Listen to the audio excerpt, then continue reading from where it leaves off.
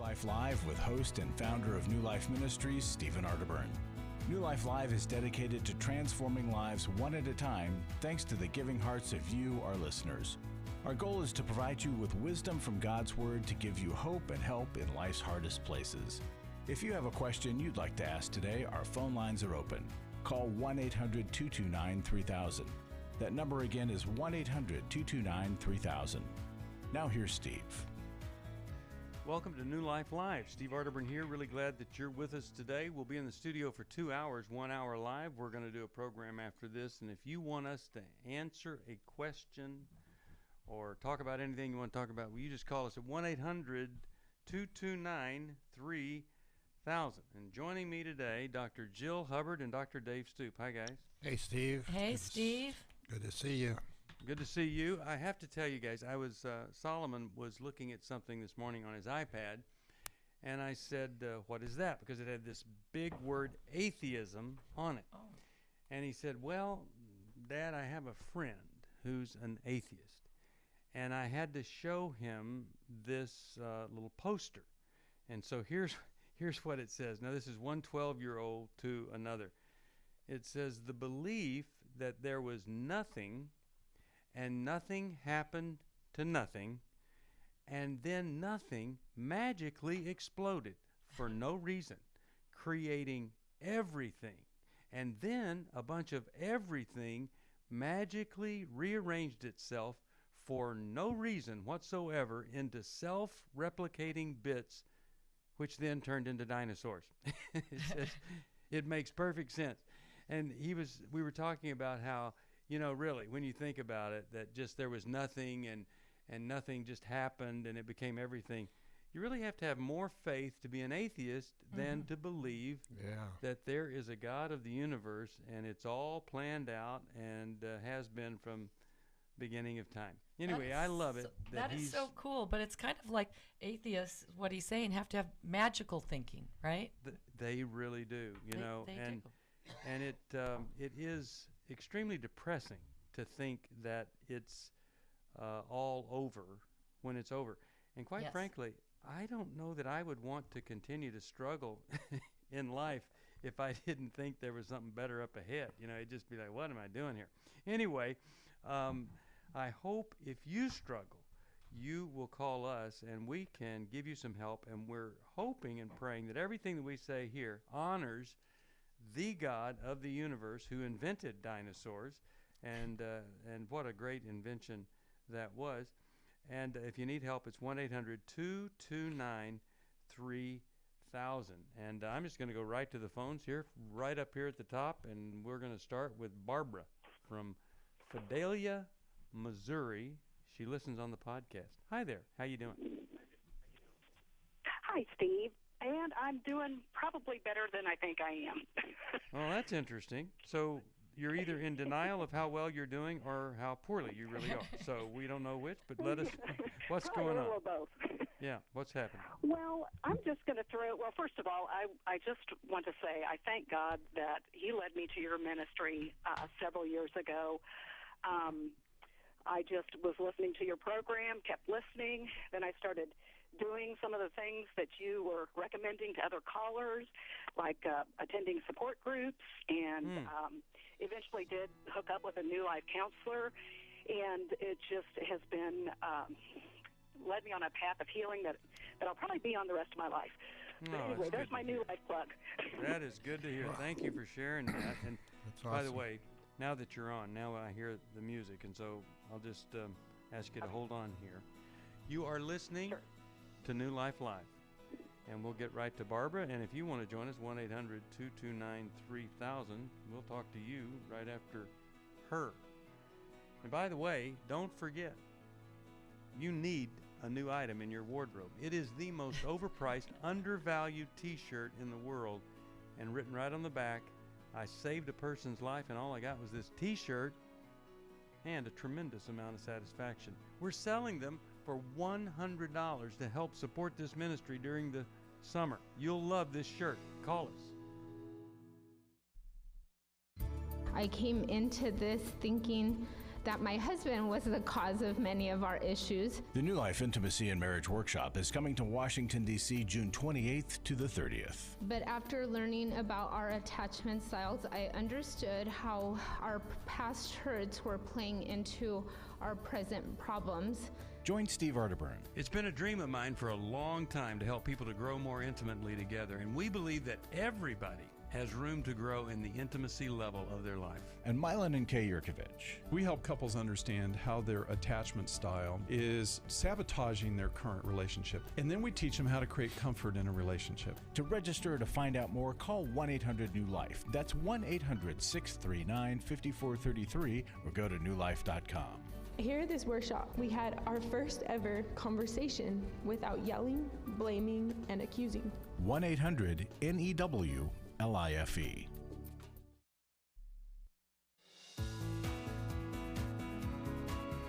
To find out more information about New Life or to order any of the resources mentioned on today's program, call 1-800-NEW-LIFE. Now back to New Life Live. We're back. Steve Arterburn here. Really glad you're with us here today. We're talking to Barbara. And Barbara, what's going on? Well, I'm just going to throw out my question, and it's sort of a two-part question. It is, have I set a boundary or have I built a wall? And the second part of that question is, if this is a healthy boundary, how rigid should I be in enforcing it? All right. So what's going on? Who's the boundary with? Okay. With my 31-year-old son, who has struggled with addiction since he was 17. He's currently in the state prison system, but I understand that he is going to be out probably very soon. He has reached out to me. I a few months ago, wrote him a letter and told him that I just could not be part of his life until he got steeped in a recovery program, and then I would need proof of him being active in recovery. And I've never gotten any of that. And so I guess, have I built a wall? He did reach out to me before he got sent to jail and just sent me a text, hey, how are you doing? And I did not respond, you know, which is breaking my heart. Yeah. But I'm not getting any proof that he's moving towards recovery. Okay. He's been in and out of jail, in and out of treatments ever since he was 17, and is that right? All the treatment that he's gotten has either been demanded by the court or myself. It's never been his choice. Yeah. Wow. What's the primary drug that he's been involved with? Heroin and meth. Oh, it's so sad. Oh, wow. Well, you really must be in a quandary here, and so you thought, well, maybe if you said this, it would mean something to him, and he would want to be in recovery. But I would just say this: given his resistance to anything helpful, I just, I don't think this is a lack of love or respect of you. He is just really steeped into his addictive lifestyle, his addictive thinking, everything that has to do with addiction. And you're not part of that. And it must really be a painful place for him to be. How much longer is he going to be in jail? From what I understand, they may be letting him out next week. Really? Okay. So what and he hasn't contacted you with, hey, I'm coming out, here are some plans, or can you help me? Nothing like that? No, the only contact was he sent me an email from the jail source that he wishing me happy Mother's Day, and that he would like to be part of my life. Okay. All right. And that's it.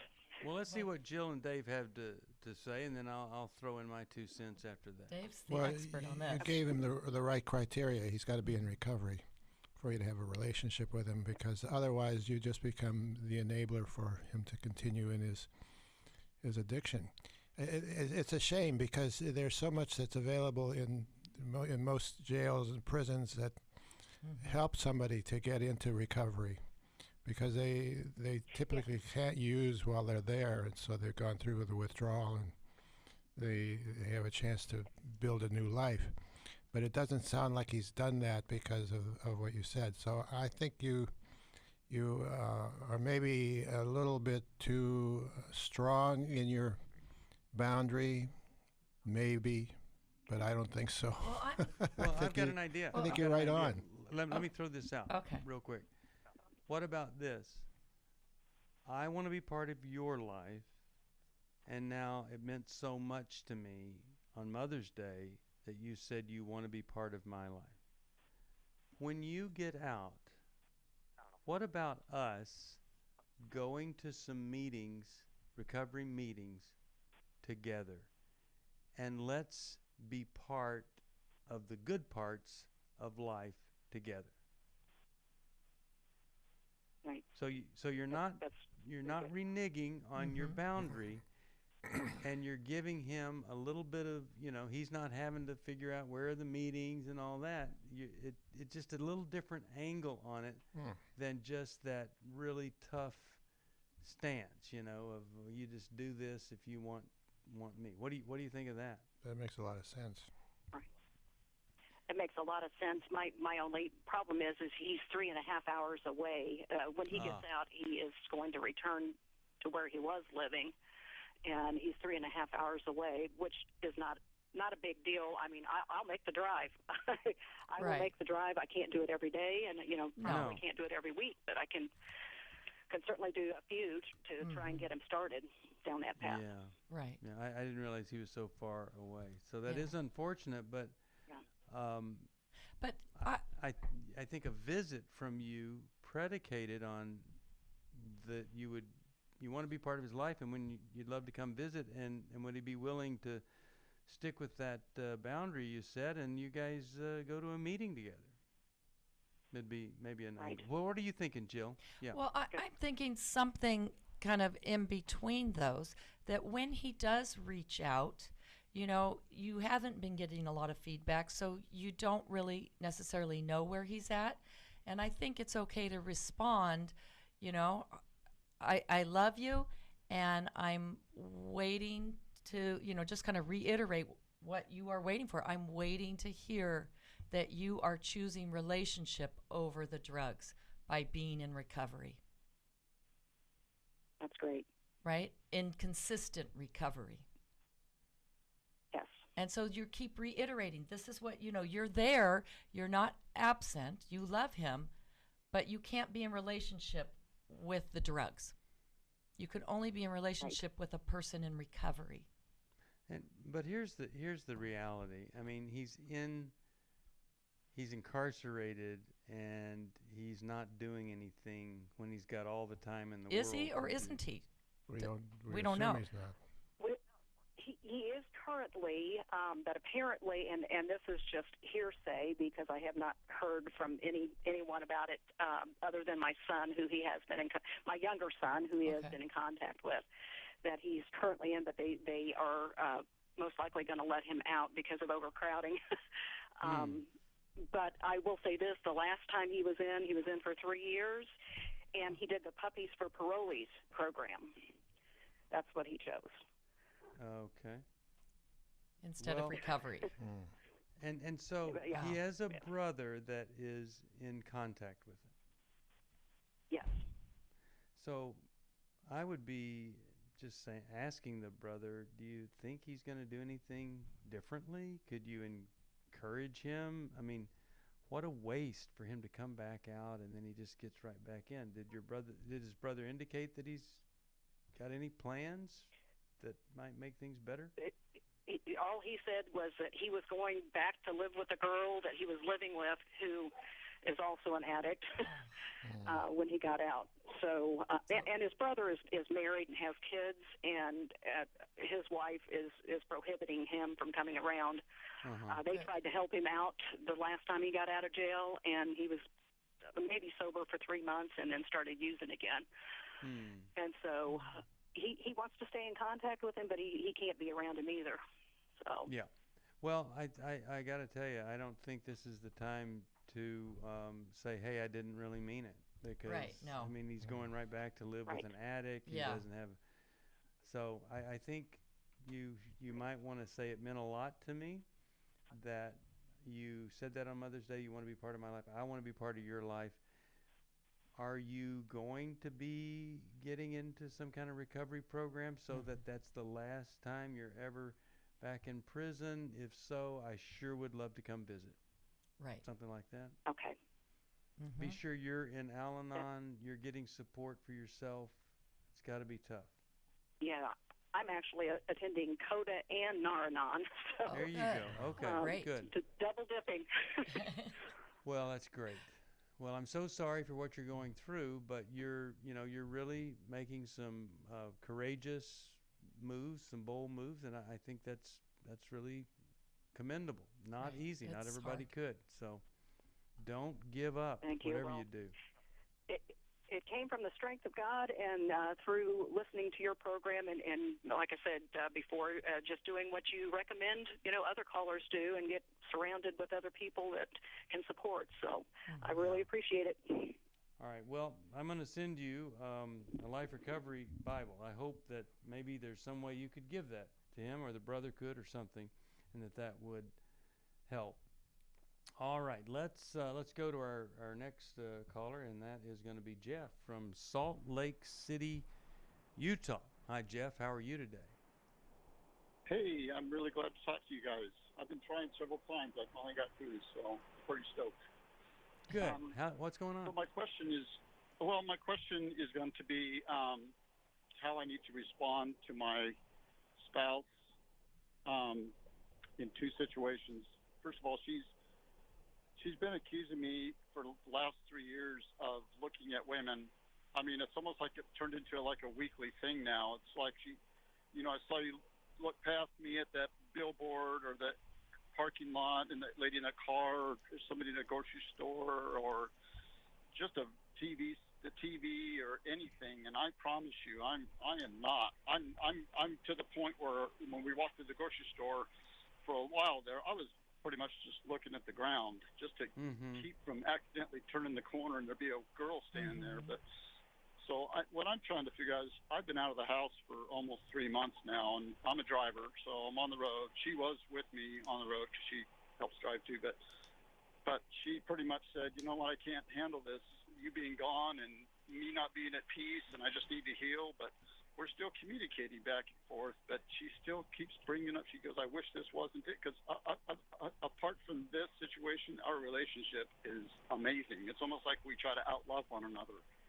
And it's just one situation, and I've denied it, and every time I deny it, she gets very, very mad at me. So I wonder, does she really believe she sees me doing that, or does she, I don't know where it's coming from, but I need to know how to handle those accusations when I deny them. She gets very upset. Well, We've right. been to counseling. We've been to 4 counselors, and she just rejects them. We've only been to him one time, and the last guy we went through twice, and he was the most promising. He was more of a therapist, and I just don't know how to respond to her. And my second question was, she keeps saying we just need to let go and move on with our lives, but then we end up communicating with each other again via text or something. It's almost like we want, we're telling ourselves we got to let go and get past this, and then the next minute we're saying, well, maybe that's not really what we want. But I don't know. I'm confused. Are you saying? Go ahead, Joe. She's saying you've got to let go of the relationship. Yeah. Because she thinks that if she lets go of the relationship, this problem of hers will go away. And I think the fact that first of all, when you defend, you're not really hearing her. And it's the normal human thing to do, to say, wait a minute, no, I didn't do that, and to try to explain. But when you've done that a couple of times and it only makes it worse, then that's not the path to go down. And so it's really about leaning into her and saying, sweetheart, what's going on with you right now? Are you feeling disconnected from me? And looking at what has happened. And there can be, even though overall you're saying we have a good relationship, other than this, it's like, okay, there are the ups and downs through every day of kind of little, disconnects that happen. And some people are more hypersensitive to that than others. And so really asking her, what are you needing from me right now? And leaning in so that it's about her, because the problem, the fear, is originating in her, and she's displacing it onto this paranoia about, other women. When there's not enough evidence to support that, like you clearly have done nothing and you're really not, other than glancing at other women, acting out in that way, you have to know it's something going on inside of her that's a fear. But it's confusing to hear you say that you love each other so much, but you're out of the house. She's talking about moving on. Yeah. I don't understand what's really going on. So we'll find out what is going on right after this. You're listening to New Life Live, 1-800-229-3000.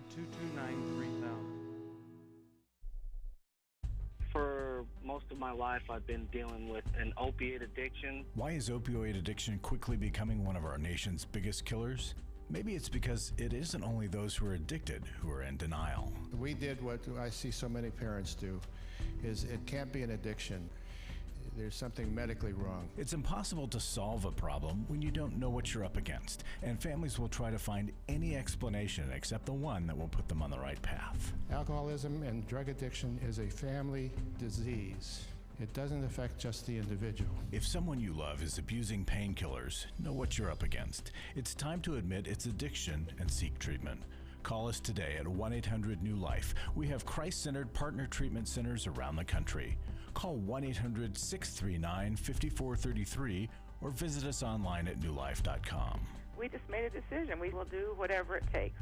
1-800-NEW-LIFE.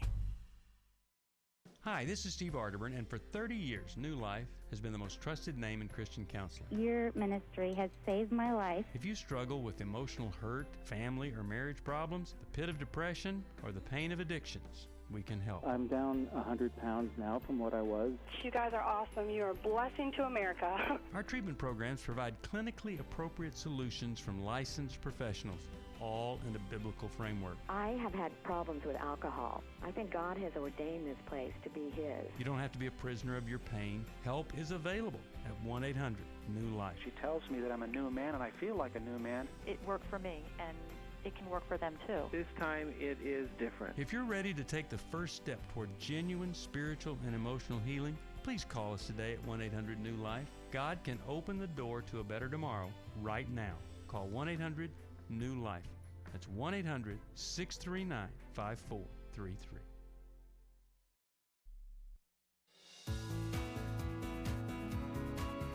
We'd love to hear from you. If you have a question or a comment, call toll-free 1-800-229-3000. Now back to New Life Live. We're back. Talking to Jeff here, and Jeff, Jill had a couple of questions here for you about your wife. Okay. So, Jeff, I don't know if that was making sense what I was saying to you or not, but I'm also... Go ahead. I wanted to interject something real quick because I'm trying to. I went from, going into defensive mode to saying, let's counseling. I basically said, let's go and, if there's something that I'm not realizing, because she says you don't realize you're doing it. Okay, well that's fine. If that's the case, let's go to counseling together and let's both just kind of open ourselves up. So if I'm doing something that I don't know I'm doing, I certainly want to know that. And so I'm trying to put myself in. I'm not blaming myself. I'm just trying to cooperate with her and have her cooperate with me. But she just swears. She goes, "No, those counselors aren't my eyes. They don't see what I see. Nothing they can say is going to change anything." And I don't know. I just don't know if I should keep trying to hang on to her or just do it as she asks and just let go of her. And then I don't know if I don't, what do I do when she just did the other day. Again, we were on the phone and she brought up something that she says I did that I didn't do, and I didn't defend myself that time. I just, I'm really sorry that you were going through this. I would do anything in the world. All I have is my word, and God knows I'm not doing this. Well, I'm frustrated. Let's talk about her a little bit and where this might come from. Right. Yeah, and that's exactly what I'm wondering. What has happened to her in life that you can look back at and see where maybe this is coming from. Okay. Well, I suspect it's coming from the fact that she had a very abusive dad. She had a very abusive stepdad. Yeah. And I mean, she kind of ran the house. Where she was older of three sisters, and she kind of ran the house because mom was busy, and then she had a couple failed relationships, and she had mentioned that they had cheated on her, and one guy that she dated was looking at women and making comments about them to her, and I'm like, okay. And she goes, well, I thought you were different. For 6 months, she never accused me of anything. And then after 6 months, all of a sudden she's bringing up stuff that she said she saw me do 2 months ago. So the longer... So, she has a history of... Go ahead. Go ahead. And it's too painful for her to deal with her history. It is very painful for her, and it is, because, I mean, she gets very emotional and crying on the phone, and we both agree that if we could just get past this one thing, everything's great. I mean, she takes such good care of me, and I take good care of her, and I just try to honor her as much as I possibly can, and I don't call her names and anything like that. I just get upset. Jeff, I'm wondering if you are representing all the men who have hurt her now, because the closer she gets to you, the closer we grow in closeness and intimacy, the more our most primitive issues come to the surface. And that is probably terrifying her. So it's easier to make you one of the bad guys than to really venture into trusting you. Because it's too good to be true. That he's not a bad guy. Yeah, exactly. That's what I feel like. And she told me that. She goes, I thought you were different than all the other guys. And now I'm finding out you're not. So, I'm being labeled as one of those guys. Okay, so for a solution... you're saying that counseling has not helped. Or she's not willing. I would also tell you that if you could get her to the marriage intensive, there is a really good chance that we could help you guys a lot. The other thing that I would explore is where in the world could you take her to get away, the two of you to get away, where there would be the least amount of female distraction. Now, the extreme would be that you take a trip to a monastery of monks, so there are no women there. But okay, so that's not it. But is there a mountain cabin somewhere, where there's just the least amount of distraction, where you could really come to connect with her heart? That is one idea. But I tell you, I hate for our answer, I've said this before, to be, come to our intensive, because you didn't call the program to hear that. But this is one of those cases, if we could just get her there, it would open her eyes to so many things, and it wouldn't just be freedom in your relationship, but it would free her from so much turmoil and misery that she's in. I mean, this is a horrible, horrible way to live. It is. When you're suspecting everything is horrible. And yes, we collect all these pains and we put them on to someone else, and that's what she's done, and it's just really sad. And I would tell her that you think you are now, because you've gotten close to her, you are now representing all the men who have hurt her. Yeah. And that you don't want to be that for her, and that you're committed to her, to standing by her, and the two of you working through this. Like, you're willing to fight for her and to fight. Trust me, I have done. I've probably gone overboard, and I do it almost every day. I send her flowers. I send her comments all the time. I always try to lift her up. I've told her daily how beautiful she is. Right. Well, I'm going to send you this. I'm going to do this for you. I'm going to send I'm going to send you 2 copies of Take Your Life Back, and be something you guys could maybe study together over the phone, so you're not just always talking about. Send them the workbook as well. Yeah, and the workbooks, and it'll get you focused on the future, the solution. I really feel for you, and it's a hard I hope something could happen to you. Yeah, Dave. It's got to be the harder he tries, the worse it gets. Yeah.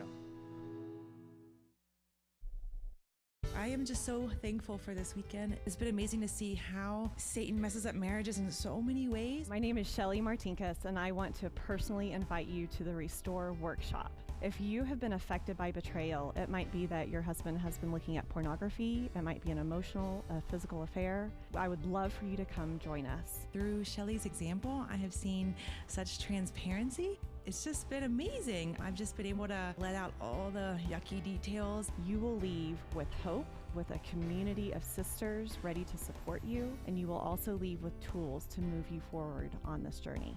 Please don't hesitate. Pick up the phone, call 1-800-NEW-LIFE. I would love to see you there. The Restore Workshop is coming to Dallas, Texas, July 19th to the 21st. Call 1-800-NEW-LIFE to find out more. That's 1-800-639-5433 or online at newlife.com. 1-800-NEW-LIFE. Last year, after Every Man's Battle, I was so moved by the transformation that I saw, not only in myself, but in the guys in our small group and the other people that were there and the stories that I heard, that I decided to go ahead and join Club New Life as a contributor to that. You can help New Life Live stay on the air by joining Club New Life today. Call 1-800-NEW-LIFE. That's 1-800-639-5433. You guys are doing God's work here. You're restoring marriages. You're giving people hope. It's just been such a blessing to me, and I just wanted to encourage you all. When you see something good that God's doing, just jump on that and help support that. Support Club New Life, and together we can help hurting people find help and hope in life's hardest places. Call 1-800-639-5433. Give your support to them if you can, and just help them do what God's doing here in the world. Call 1-800-639-5433 to join Club New Life today.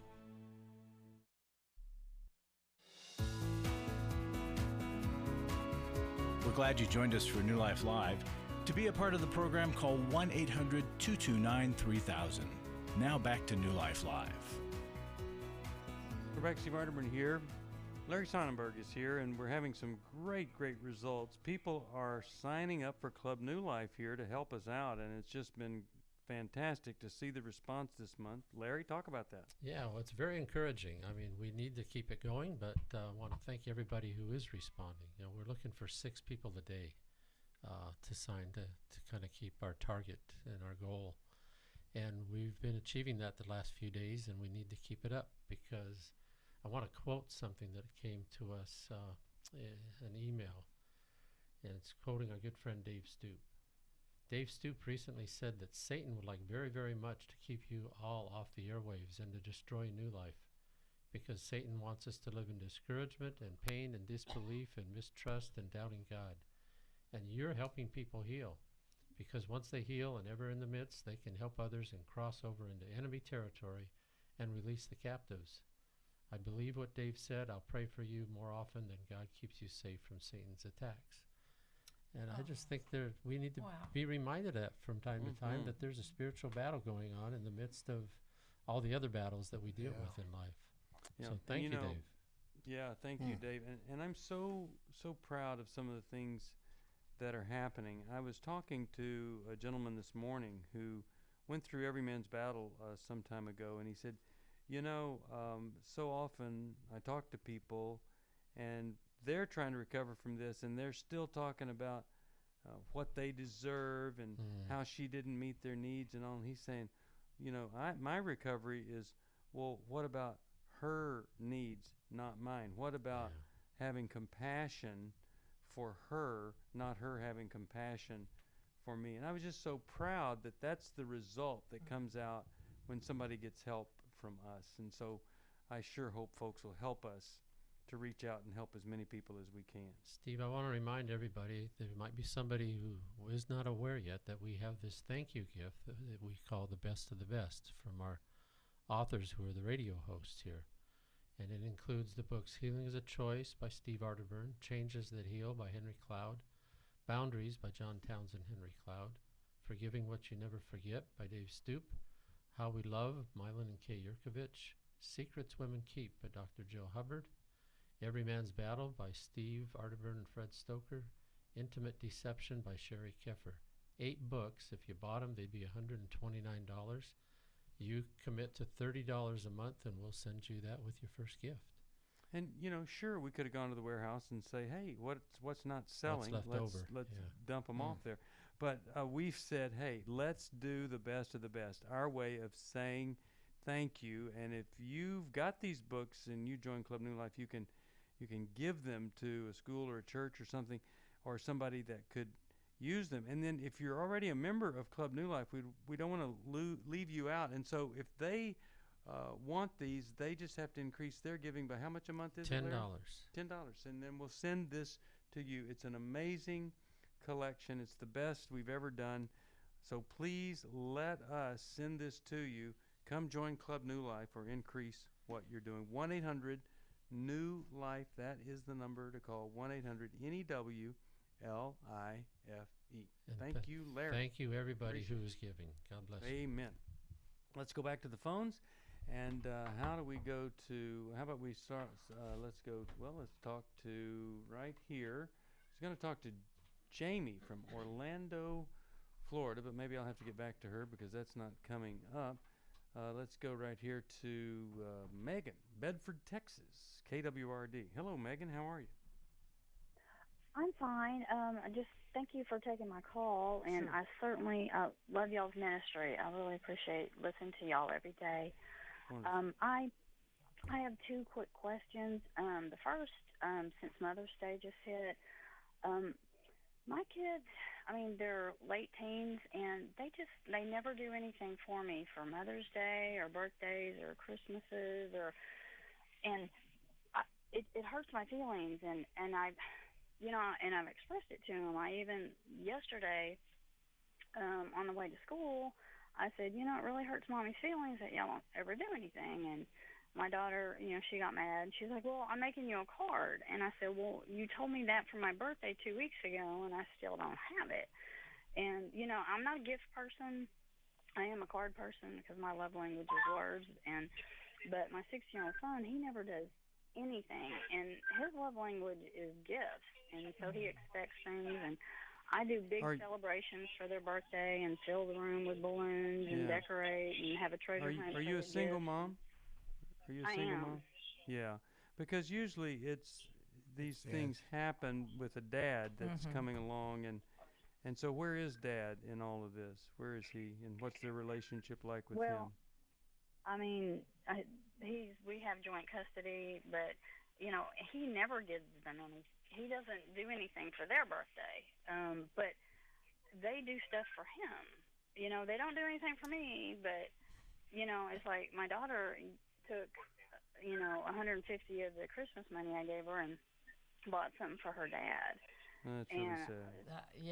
But that's interesting. It hurts, it hurts my feelings, and I don't know how to get over not being hurt because I don't see it changing. Right. I'm so sorry. So, did you suggest that they remember their father for his birthday or Father's Day or something like that? Yeah, when we were together, I always bought them something, to No, give but this him for last Father's time Day when she took her money and did something for him, that didn't come because you suggested that? Because usually that's how kids step up and do something, or the parent, like the father, says, "Well, I sure hope you're getting me something really nice for my birthday," or No, well, actually, I kind of do that. I'm like, well, my birthday's coming up, a card would be nice, or my son, he paints and draws and ceramic. I'm like, oh, if you want to just make Mommy something, like that. I'm not big, diamonds and jewelry, don't need any of that, I'm a words person, so a card or make me something. Do they see you doing that for other people other than just them? Oh, constantly. I put balloons on friends and nephews' doors and give them a goodie bag with money, and I'm famous for my goodie bags, and so I just do for everybody, and I give them Valentine's baskets and Easter baskets. That's just so sad. I'm so sorry. So Megan, the consolation is they feel safest with you, and they're still trying to elicit something from their dad, right? So. Oh, I know. And I say that. I'm like, because he's always like, well, if you don't do this, I'll just get a new son. Or if you don't do, if you move, my if you gosh! do So this, see, they've got to earn their I don't place have a with daughter him. Anymore. They've got to earn their place with him, and that's sad for them. So that's some of that, right? you know, you have been so present and you do so much for them that, you know, unfortunately kids do, you know, take it for granted. Take it for granted. Absolutely. But I think, you know, one of the things, and I'm a single mom with my kids, and I, you know, when they were young, would take them to a store, give them money. Okay, you can go in here and buy mommy a gift and buy your sister a gift or your brother a gift, because I was trying to teach them. And so as they've gotten older, there's been times where they've forgotten. And so we have a little talk about, you know, it's not that I need something, but everyone needs to be appreciated, and it makes you a better person. And so it's my job to instill some character in you and to not just have your life be all about you. And so this is an important thing for you to follow through on. And so, you know, it's not always spontaneous, but you know what? They get the picture. And I, you know, at times I've said, okay, how would it feel if I decided when your birthday came that I just was too busy and I wasn't going to do anything for your birthday? And you know, so we talk through scenarios to help them develop a little bit of empathy and to see things from another side. And so, and then anything they do, and I'm sure you would be the same, I, you know, am grateful for and encourage and thank them. And, you know, they're getting older, it's paying off. But it can be discouraging, and I feel terrible for you. And without a spouse to do that, you have to do it yourself. Right, or grandparents can be of help too. Yeah. My kids' grandparents. Well, actually, yeah, my mom, she did. We went down there last week, and she's like, I was really sad that you didn't do anything for your mom's birthday. Mm-hmm. And my daughter got all mad at, you know, my mom, and then my son, you know, she didn't say anything to him because he wasn't there, but he got all mad, and he's like, I'm not ever going to go down there.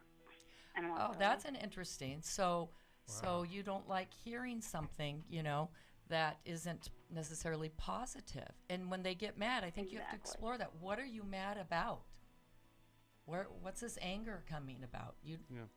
Right. But it sounds like to me that they're really not giving their father a gift. They're paying a ransom, their own ransom, to just be free and not receive the punishment that's going to come if they don't respond the way he wants. And that's a horrible thing, and I feel bad for them and you and everybody else.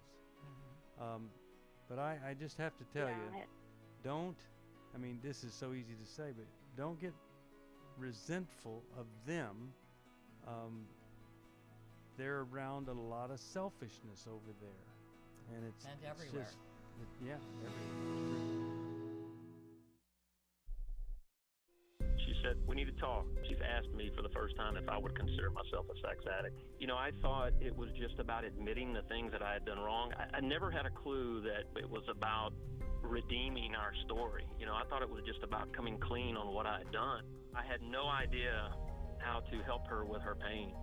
She was a mess, I was a mess, and we got divorced. Going to EMB, surrounding myself with these other men, they accepted me for who I was and what I had done, but they challenged me to step up and do better. You know, they'll be around other men who are not just pointing the finger, but willing to get in and wade through it with them, you know, get in the trenches. They'll get hope from this workshop. Take my sweet wife and my story. We were divorced, remarried, and on our way to what I think will be the sweetest years of our lives. You know, it's no longer simply about surviving. For the first time ever, you know, we're thriving, we're enjoying where we're at. Hey, listen, if you're struggling, we want to see you at the workshop. Give us a call, 1-800-NEW-LIFE.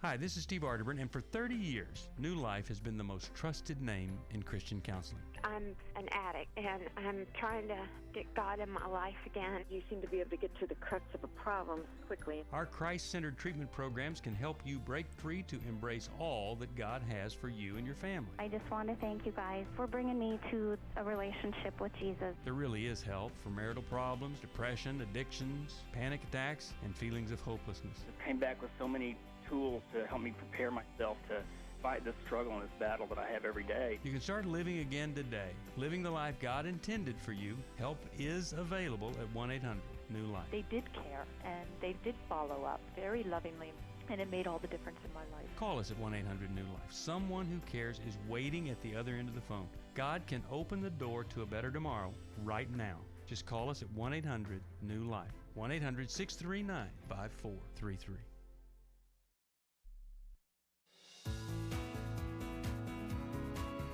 To find out more information about New Life or to order any of the resources mentioned on today's program, call 1-800-NEW-LIFE.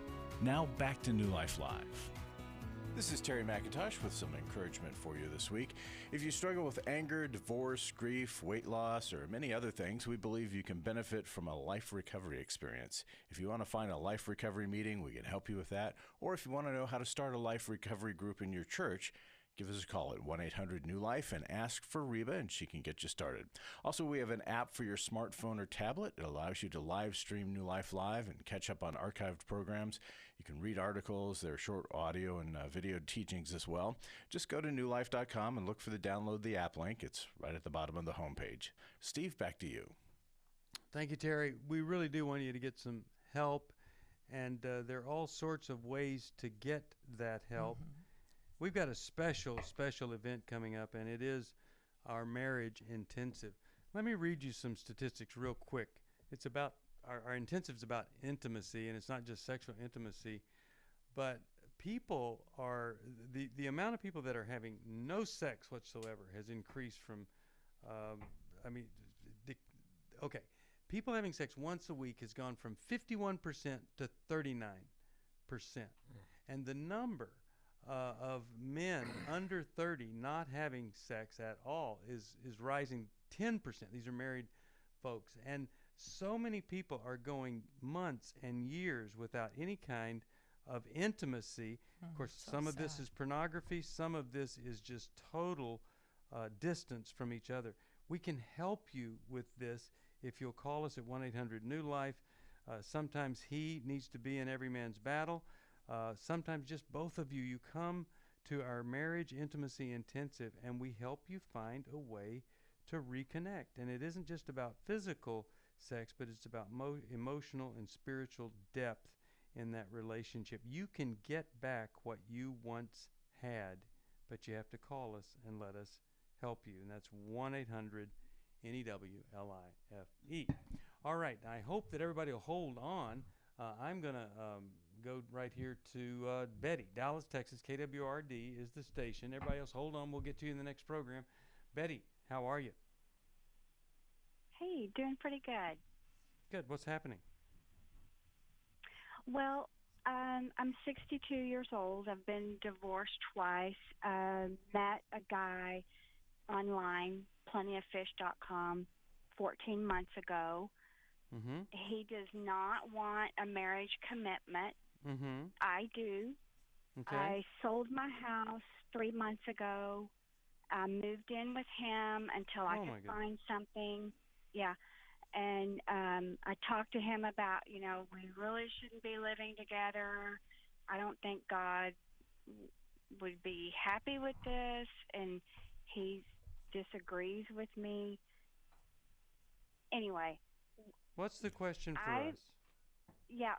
What do I need to do for me to... I just seem to have a problem getting away from this guy. I don't know if I have a lot of feelings for him. He says, we're fine. He loves me. I love him. I don't know. Maybe some of it I'm kind of lazy, but I have like a financial issue at the same time, living and supporting myself. Like I can barely make it. Where's the money from the house? I'm just curious. Yeah, so I sold my house, and the amount of money that I have, because my house was paid for, I can't really buy much with what I have. Where is that money? What's happening with... where's that money? I invested it. Okay. Now let me ask you this. I don't want you to feel bad. I'm just curious. You listen to Christian radio, and here you are talking to us. Mm-hmm. How in the world did you end up selling your house to move in with a man that you're not married to? Tell me what...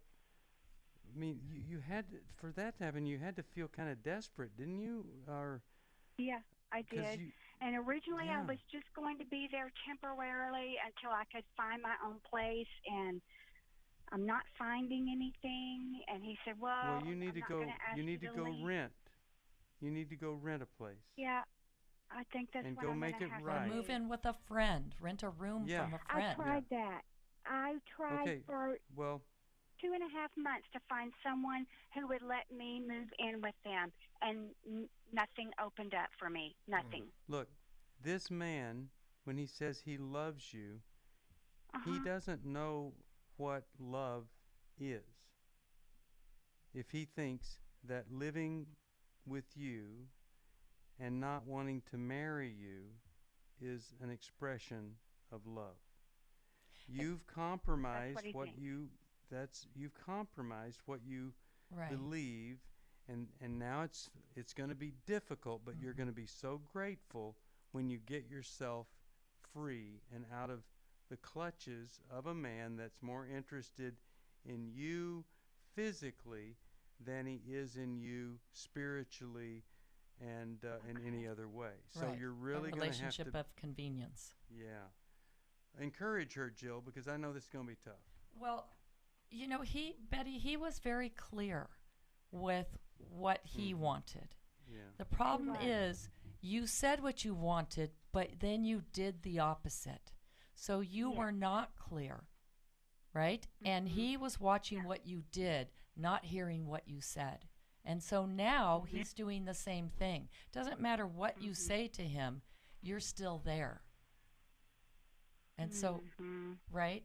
So it's never going to go your way in this situation. Ever. Never. Ever. Okay. And won't change. Yeah. And so we're telling you a hard thing because we care about you. Yes. And we wish that you moving in with him, he would have realized what a gem you are, and that he would have said, oh my goodness, let's just get married and fix this. But he is really into him and not you. And I got to tell you, a bit of a narcissist. Oh, he's everything you wouldn't ever He's at want to least be married selfish. to, or he would have never let you move in with him. Right.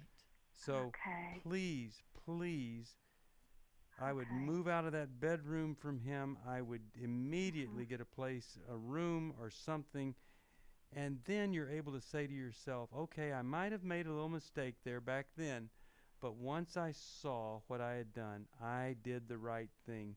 Right. God will honor that. And now you're going to have to get into some, a sex love addicts anonymous meeting would be so great, so that you just don't ever fall into this again, or get into a women's Bible study, a recovery group, something, so that if you're ever tempted to go right back to him, which you will be guaranteed, you'll have support from these other women. The reason you're with him is the lack of amazing women in your life that would have said to you, we're not letting you do this. We're going to stand at the door and prevent you from moving out. All right, I wish I had more time. Hold on. Anybody else? We'll get to you in this next program. Call us if you need help, 1-800-NEW-LIFE. Come join Club New Life and be part of helping people just like this. It's 1-800-NEW-LIFE. If you can join Club New Life, we'll send you the best of the best. It's our Club New Life library. 8 wonderful books like Boundaries and Healing is a Choice, Forgiving What You'll Never Forget, The Secrets Women Keep, Intimate Deception. On it goes.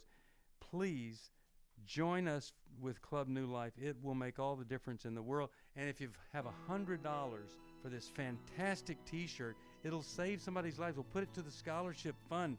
It's $100, and it says, I saved a person's life, and all I got was this T-shirt.